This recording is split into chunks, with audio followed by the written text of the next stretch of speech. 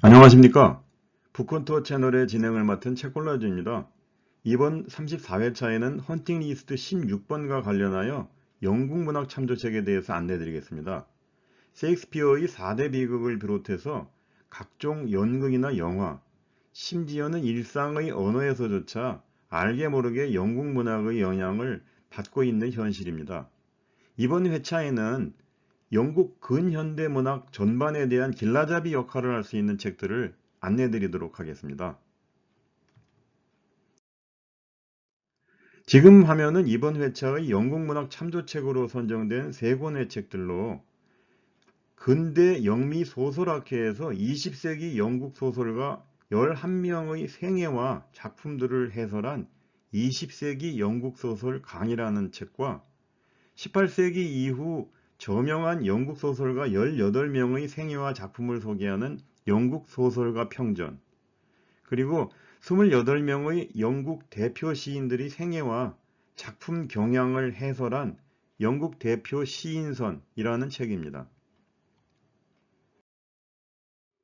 첫 번째 추천 서적인 20세기 영국 소설 강의는 근대 영미 소설 학회장인 고영란 교수 등 12명의 영문학 전문가들이 공동 저술한 책으로 20세기에 활동한 영국의 유명 소설가 11명에 대한 생애와 대표 작품을 해설하고 있는 430페이지 분량의 책입니다.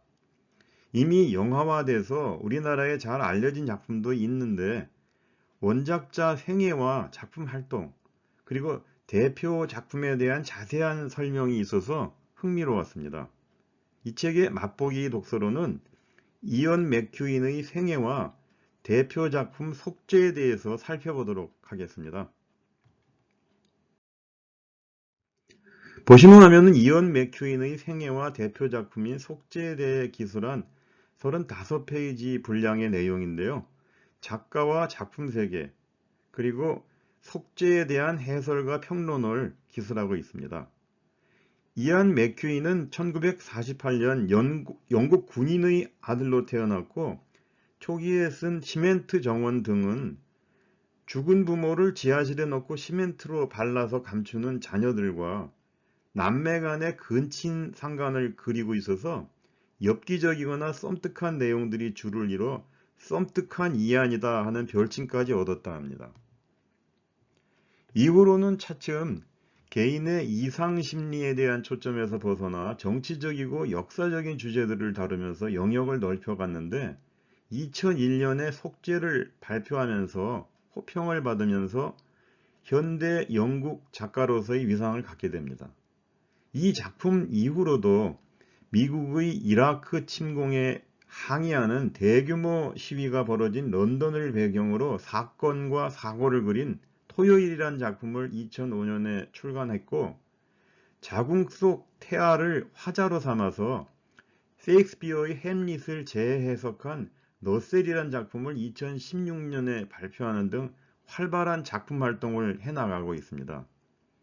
그의 대표 작품 속죄는 2007년에 영화화돼서 국내에도 상영된 바가 있습니다만 작품 속 여주인공인 브라이오니가 편견을 갖고 언니의 남친 로비를 집안에서 생긴 강간 사건의 범인이라고 잘못 생각하면서 로비가 전쟁터로 나가 죽게 되는 일이 생깁니다.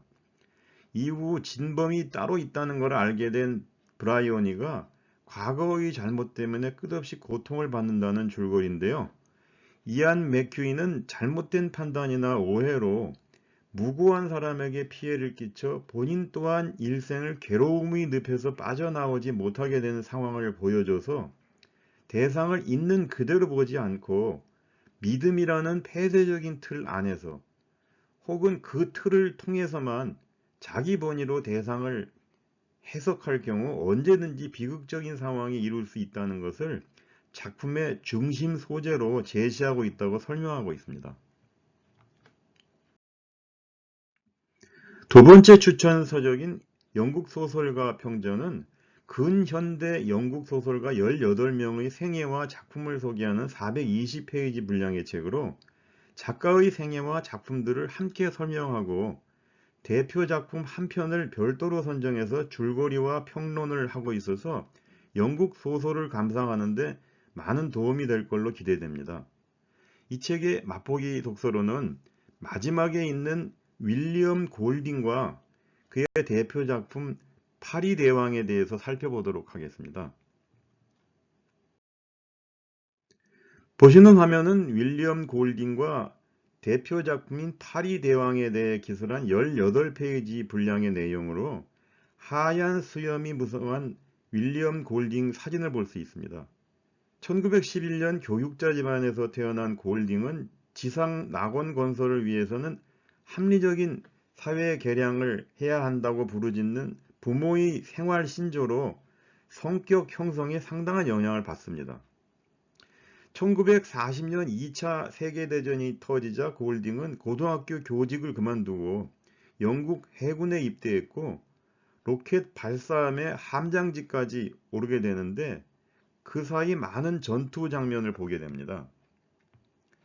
이와 같은 전쟁 경험은 낙관적이었던 골딩의 인생관을 바꾸게 될 정도로 영향을 주게 되는데 골딩은 인간의 심성 속에 엄청난 만행을 저지를 수 있는 악과 무질서의 씨가 도사리고 있다고 믿게 됐고 이런 믿음이 담긴 소설이 골딩의 나이 43살이 되던 1954년 발표작 파리대왕입니다.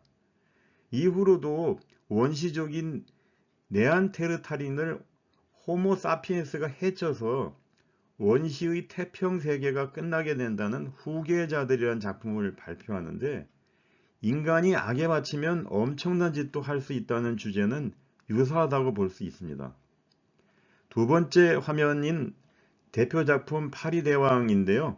줄거리랑 평론 부분으로 피난 가던 영국 소년들이 탄 비행기가 추락해서 무인도에 어른도 없이 어린이들만 고립되게 되는데 처음에는 어른들의 흉내를 내서 나름의 질서를 유지했지만 종국에 가서는 완전히 야만화되는 과정을 보여주고 있습니다.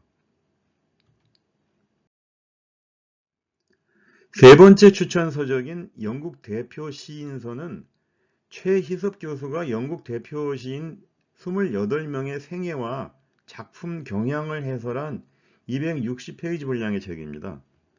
영국 시인들의 작품과 생애를 연결져서 설명해주고 있기 때문에 해당 시인들의 작품을 감상할 때 큰 도움이 될 걸로 생각됩니다. 사실 우리말로 번역된 영국 유명 시인들의 시집이 많이 출간되어 있긴 하지만 어떤 측면에서는 외국 시의 번역 역시 또 다른 시의 해석 작업일 수 있어서 원 저자의 정서를 이해하기 위해서라도 시인의 생애와 작품 활동 경향을 아는 것은 여러모로 도움이 될 걸로 생각됩니다. 이 책의 맛보기 독서로는 이니스프리의 호도란 시로 우리나라에도 잘 알려져 있는 예이치에 대해서 살펴보도록 하겠습니다. 보시는 화면은 예이치에 대한 내용으로 그의 생애와 작품 경향에 대해 15페이지 분량으로 해설하고 있습니다.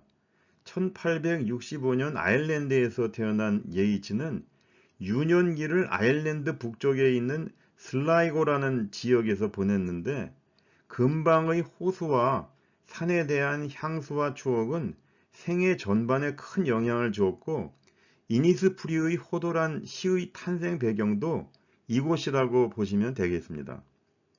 예이치는 학창시절 고독과 몽상에 빠지는 날이 많아서 학교 생활 적응이 원만하지 않았는데 화가가 되기로 마음먹고 더블린의 예술학교에 입학한 후에도 그림 공부보다는 친구 관계를 더 우선시했고 신비술에 빠져서 당시 유럽의 신비주의와 동양의 밀교를 공부하기도 하는데 그의 나이 21살이 되던 1886년에 미술 공부를 포기하게 됩니다. 이즈음의 예이치는 아일랜드 민족주의자인 오리어리를 만나서 민족주의에 눈뜨게 되고 평생의 연인인 모두곤을 만나지만 과격할 정도로 행동을 앞세우는 민족주의자 모두곤은 미온적인 예이치의 민족주의적 태도를 탐탁하게 생각하진 않았던 걸로 여겨집니다. 그러나 예이츠에게 모두고는 지혜의 여신이었고 그의 많은 시에서 이상적인 아름다움으로 그녀를 그리고 있습니다. 예이츠가 시인으로 인정받기 시작한 것은 1887년 영국의 잡지에 처음으로 시를 발표하면서부터인데 아일랜드의 시가나 전설을 편찬하고 시인 클럽과 아일랜드 문학회 등을 창립하면서 예이츠는 아일랜드 문예운동의 중심적인 인물이 됩니다. 이후에도 1899년에 아일랜드 문예극장을 창립하는 등 활발한 활동을 벌이는 가운데 그의 마음속 연인인 모두곤은 다른 아일랜드 민족주의자와 결혼해버립니다. 모두곤의 남편이 민족주의 운동으로 처형된 1917년에도 예이츠는 그녀에게 청혼했지만 끝내 거절당하고 당시 53살의 나이로 조지 하이디리스와 결혼해서 두 자녀를 두고 비로소 안정적인 생활을 하게 됩니다. 예이츠는 이후에도 풍부하고 강렬한 시품과 모순과 갈등을 그리는 왕성한 창작 활동을 만년에 이르기까지 지속했고 마침내 그의 마음의 고향 이니스프리에서 영면하게 됩니다. 이상 영국 문학 참조책으로 20세기 영국 소설 강의와 영국 소설가 평전, 그리고 영국 대표 시인선 등 3권의 책에 대해서 안내드렸습니다.